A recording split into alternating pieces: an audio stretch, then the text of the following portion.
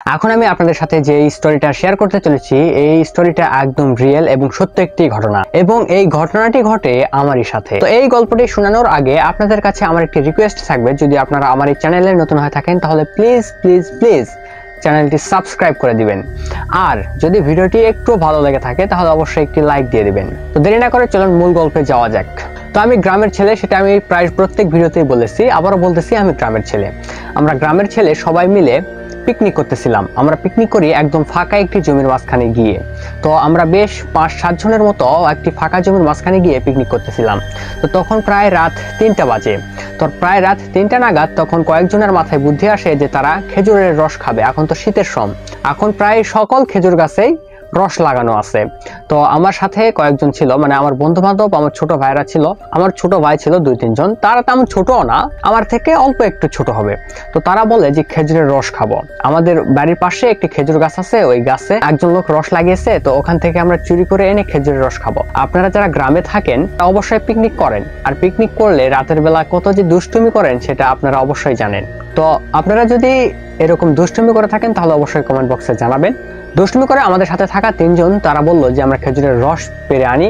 তো আমরা এখানে 2 জন থাকলাম, মানে আমি তাদের সাথে যাই নাই, আমি আর আমার সাথে আরেকজন ছেলে আমরা ওই পিকনিক করার স্পটেই থাকলাম, এবং বাকি 3 জন এবার খেজুরের রস চুরি করে আনতে। তো তারা 3 জন যখন খেজুরের রস চুরি করতে গেল, তো তাদের মধ্যে একজনকে গাছে উঠাই দেওয়া হলো খেজুরের রস পাড়ার জন্য। তো সে যখন গাছে উঠলো তখন প্রায় রাত 3টা 45 বাজে, ঘুটঘুটে অন্ধকার। তো সে সামান্য একটি আলো নিয়ে, মিটমিটে একটি আলো নিয়ে সে গাছের উপর উঠলো। রস পাড়ার সময় তার সাথে এমন একটি ভয়ঙ্কর ঘটনা ঘটে, তারপর ছেলেটি গাছ থেকে আর নামতে পারে না, ওখানে একদম স্ট্যাচু হয়ে যায়। সে আর কথাও বলতে পারছে না। নিচ থেকে বাকি 2 জন খুব ভয় পেয়ে গিয়ে তাকে অনেক ডাকাডাকি করে, তাকে অনেক ডাকে, কি হয়েছে তোর, নিচে আয়, কথা বলতেছিস না কেন, তাড়াতাড়ি নিচে আয়। কিন্তু উপর থেকে ও কোনো কথাই বলতেছে না, একদম নিশ্চুপ, একদম স্ট্যাচু হয়ে গেছে, মনে হয় ওর কিছু একটা হয়েছে, ও নড়াচড়া পর্যন্ত করতে পারতেছে না। তখন নিচে থাকা 2 জন খুব ভয় পেয়ে গিয়ে আমাদের কাছে দৌড়ে আসে, এসে বলে যে ভাই, ওই যখন রস পাড়ার জন্য গাছে উঠছে ওর সাথে কি জানি একটা হয়েছে, ও আর গাছ থেকে নামতেও পারতেছে না, কথাও বলতেছে না, নড়াচড়াও করতেছে না।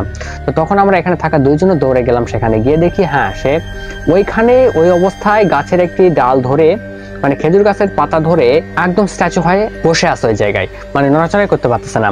তো তখন আমরা নিচ থেকে অনেক ডাকাডাকির পর যখন কথা বলতেছে না, তখন পাশের বাড়ি থেকে লোকজন বেরিয়ে আসে যে এত হইচই হচ্ছে কিসের। তো পাশের বাড়ি থেকে যখন ওরা বের হয়ে আসলো, আসার পর সকলে মিলে তাকে গাছ থেকে নামানো হলো। গাছ থেকে নামানোর পর সে সেন্সলেস হয়ে যায়, তার কোনো আর জ্ঞানই থাকে না। তো প্রথম রাত তাকে আর কোনো জিজ্ঞাসা করতে পারলাম না তার সাথে কি ঘটেছে, তার সাথে আসলে কি ঘটেছে, যে কারণে সে এরকম হয়ে গেছে। এখন সে সেন্সলেস হয়ে আছে, এই জন্য তাকে তার বাসায় নিয়ে গিয়ে তাকে শুয়ে রাখা হলো।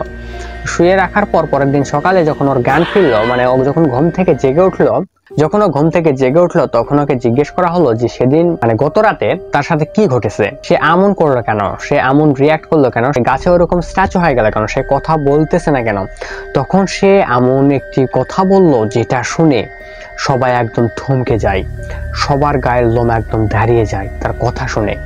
তখন সেই ছেলেটি বলে যে আমি যখন গাছের উপরে উঠি রসটা পাড়ার জন্য, কেবল আমি রসের ঠেলাটার দড়িটা খুলতেছিলাম, ঠিক সেই সময় গাছের মাথায় একটি অদ্ভুত জিনিস দেখতে পাই, মানে মানুষের মতোই দেখতে, 2টি চোখ যেটা আমার দিকে তাকিয়ে আছে, আমার চোখের দিকে তাকিয়ে আছে। আমি যখন ওর চোখের দিকে তাকাই, সাথে সাথে আমার কি হয় আমি আর বুঝতে পারি না, সাথে সাথে আমি একদম স্ট্যাচু হয়ে যাই, আমি আর নড়াচড়া করতে পারি না, কথাও বলতে পারি না। তো তারপর আমরা আমাদের বাবা দাদার মুখ থেকে শুনতে পাই যে ওই গাছে নাকি অনেক আগে থেকেই খারাপ জিন থাকতো, মানে ভয়ঙ্কর জিনিস থাকতো ওই গাছে খুবই ভয়ঙ্কর ঘটনাও ঘটেছে এর আগেই। তো এসব কথা শোনার পর আমাদের গায়ের লোম একদম দাঁড়িয়ে যায়। এরপর থেকে আমরা আর কখনো রাতের বেলা অন্ততপক্ষে চুরি করে খাইছি, রস চুরি করে খাইছি সেটা বড় কথা না, কিন্তু অত রাতে, গভীর রাতে, মানে প্রায় 3টা 4টা নাগাদ এরকম সময় আমরা খেজুর গাছে উঠে আর রস চুরি করে খাওয়ার সাহস করতে পারি নাই এই ঘটনার পর থেকে। তো ছেলেটি এখন সুস্থ আছে। তো আশা করি আপনাদের গল্পটি ভালো লেগেছে। তো যদি আপনাদের এই গল্পটি ভালো লেগে থাকে তাহলে প্লিজ প্লিজ আমার চ্যানেলটি সাবস্ক্রাইব করে রাখবেন। আপনাদের জন্য এরকম প্রতিনিয়ত আমি নতুন নতুন গল্প নিয়ে আসার চেষ্টা করবো ইনশাআল্লাহ। তার আগে আরেকবার বলে যাই, প্লিজ আমার চ্যানেলটি সাবস্ক্রাইব করে দিয়ে যাবেন। ভালো থাকবেন, সুস্থ থাকবেন। আসসালামু আলাইকুম।